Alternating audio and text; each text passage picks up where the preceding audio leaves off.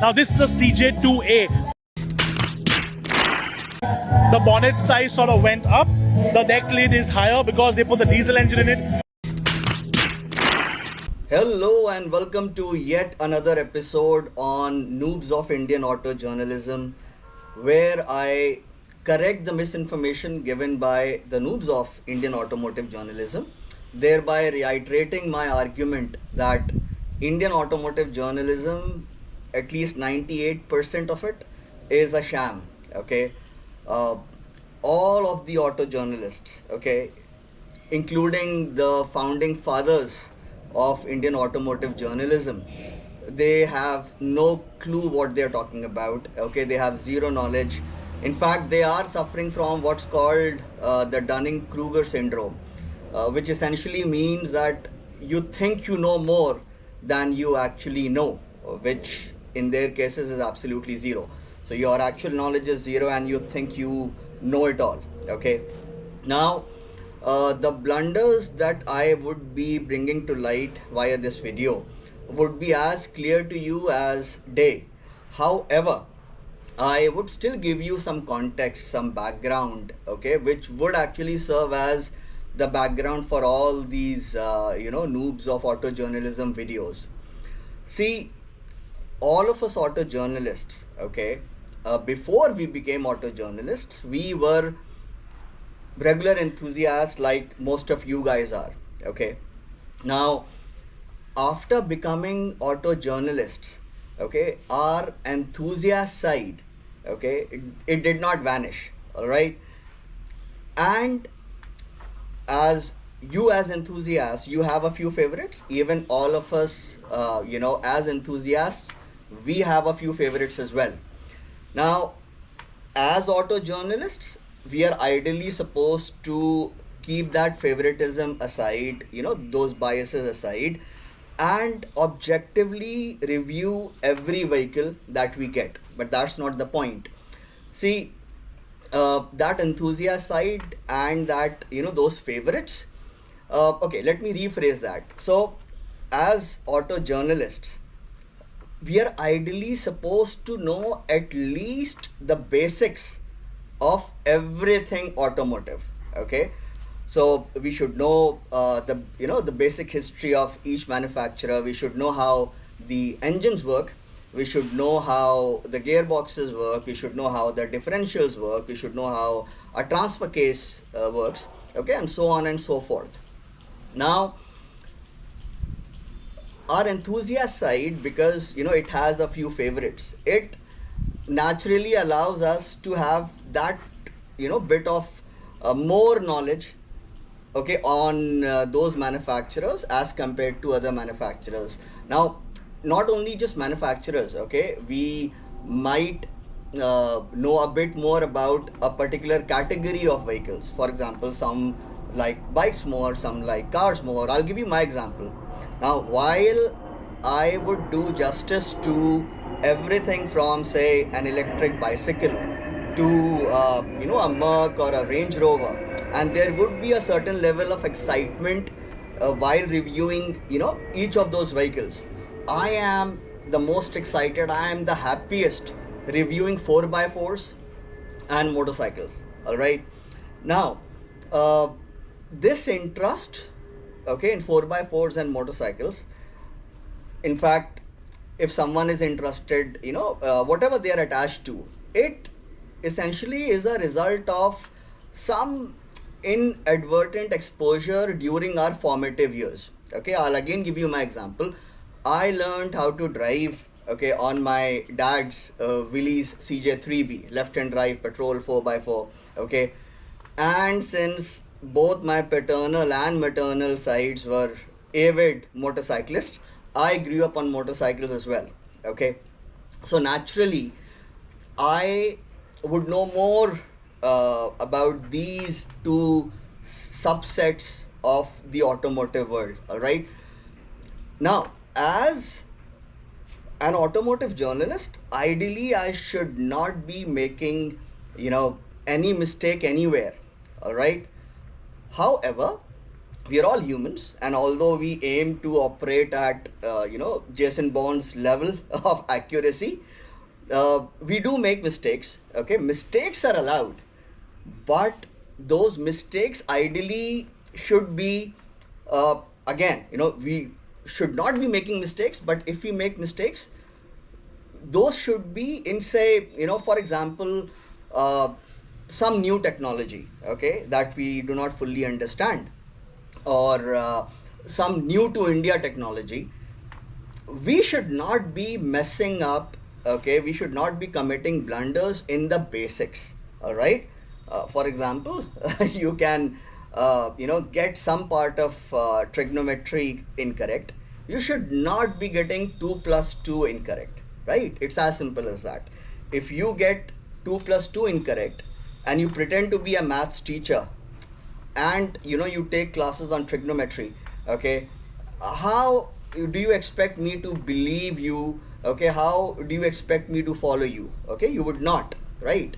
Same logic, okay, is applied here. You should not be messing with the basics. Okay, you should be at least getting the basics right. Okay, now, like I said that I learned driving from my dad's Willys CJ3B. Okay, I grew up on motorcycles. Something similar can be said about the gentleman, okay, who is the subject of today's, well, he is not the subject, his blunders are, okay.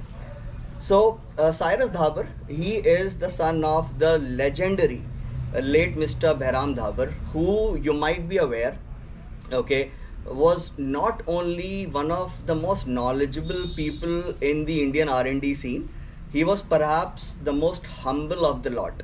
Old timers at Team BHP would know.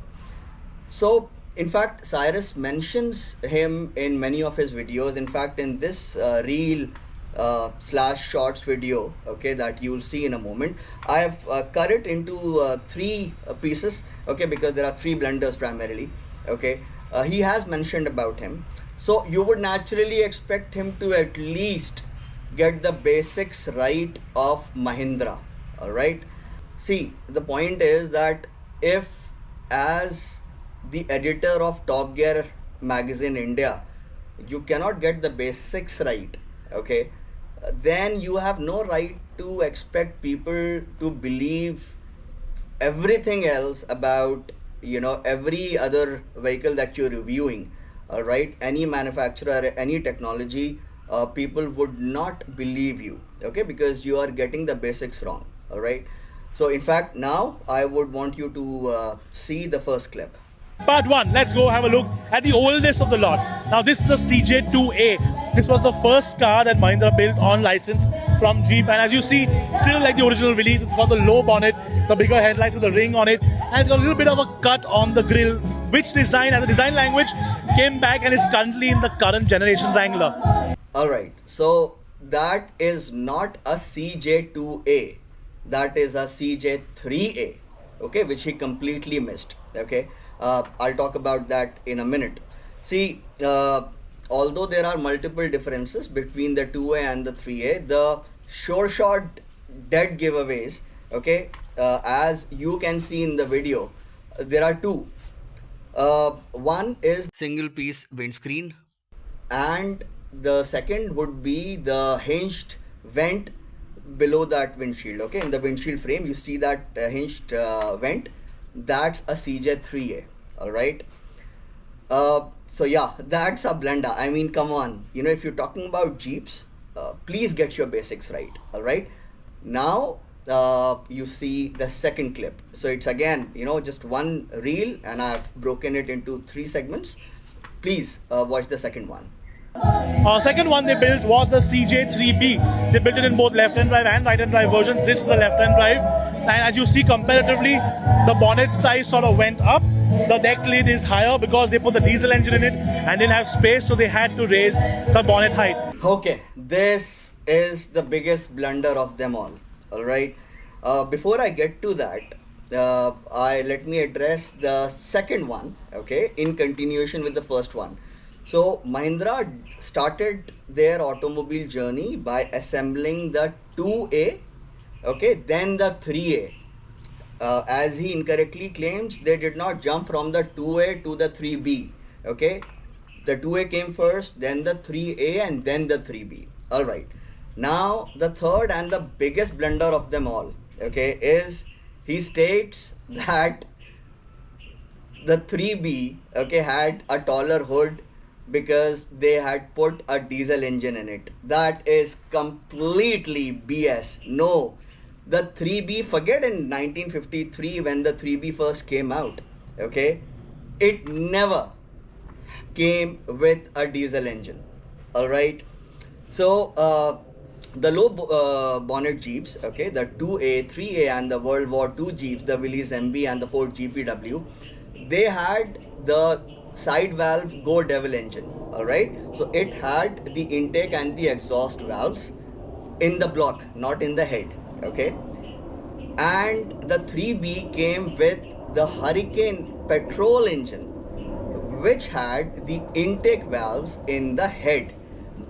That made the engine height taller, all right, which called for a taller hood, all right, and that is how the high hood Jeep, the first high hood Jeep, aka the CJ3B, was born, all right.